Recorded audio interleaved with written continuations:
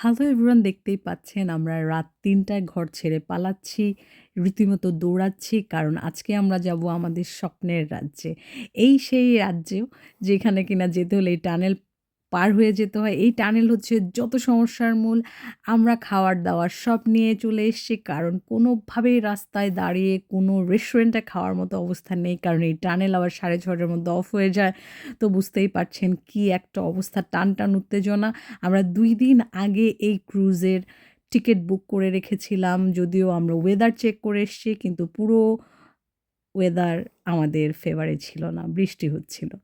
এই সেই আমাদের স্বপ্ন, যেই স্বপ্ন আমি অনেক বছর দেখছিলাম। আমি একটা সময় আর্ট গ্যালারিতে জব করতাম। সেখানেই আমি একটা পেইন্টিং দেখে এই মিলফোর্ড সাউন্ড ডিসকভার করি আর আমি একটু করে স্বপ্ন দেখতে শুরু করি।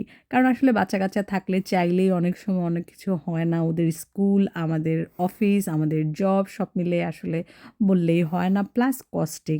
কারণ খরচ হচ্ছে সবার, মানে আমার মনে হয় সবারই একটা প্রবলেম। তো আমরা যখন ক্রুজে উঠে বসলাম তখন আমি আর সৌরভ বলছি, আমরা শেষ পর্যন্ত মিলফোর্ড সাউন্ড চলেই আসলাম। দেখতেই পাচ্ছেন ঝর্ণা। এই ঝর্ণা দেখে আমরা খুব এক্সাইটেড, কিন্তু আমি কল্পনাও করতে পারি না এই একটা ঝর্ণা না, ২০০ ঝর্ণা ছিল। 190 সামথিং ছিল, বাট আমার গণা মতে ২০০ ঝর্ণা। পুরো মিলফোর্ড সাউন্ডের এই ক্রুজ জুড়ে ফ্লোরিয়ান খুব এক্সাইটেড ছিল কারণ আমরা কখনো আমাদের লাইফে এত লং শিপে কখনো উঠিনি। মানে যেই জার্নিটা ছিল, যে ক্রুজ জার্নিটা এরকম ওপেন এয়ারের ক্রুজ এত লং ছিল, প্রায় ৩ ঘন্টার মতো। এত সুন্দর মিলফোর্ড সাউন্ড, আসলে এটা ক্যামেরায় বন্দি করার মতো না। আপনারা যারাই নিউজিল্যান্ড যাবেন অবশ্যই মিলফোর্ড সাউন্ড যাবেন, দেখে আসবেন। এটাই হচ্ছে মূল অ্যাট্রাকশন। এই সেই স্বপ্ন, যেই স্বপ্নের জন্য আমি অনেক বছর অপেক্ষা করেছিলাম। পরিবার নিয়ে যাব। এটা একটা অন্যরকম আনন্দ। সবাই আসলে জীবনে চায় যে সবার জীবনের স্বপ্নগুলো পূর্ণ হোক। অনেকের কাছে হয়তো এটা কোনো ব্যাপার না, কিন্তু আমার কাছে আসলেই অনেক কিছু। কারণ আমরা যতবার যতগুলো দেশে গিয়েছি আমাদের জন্য অনেক চ্যালেঞ্জিং, কারণ বাচ্চা-কাচ্চা নিয়ে আসলেই এত সহজ না সবকিছু মেক করা।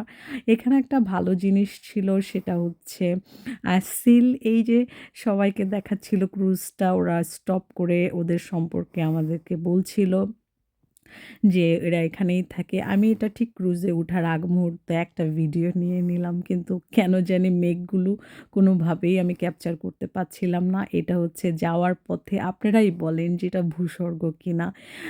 কেন জানি ক্যামেরা জাস্টিফাই করছিল না সৌন্দর্যের সাথে, ক্যামেরার সাথে আসলেই কোনোভাবেই ক্যাপচার করতে পারছিলাম না আমি। তবে যতটুকু চেষ্টা আরকি। তো যারাই আসবেন মাথায় রাখবেন যে মিলফোর্ড সাউন্ডে ১২ ঘন্টা আসা যাওয়া প্রায়। তো এনাফ খাওয়া-দাওয়া, অনেক আর্লি আপনারা রওনা দিবেন। সবাই ভালো থাকবেন। আবার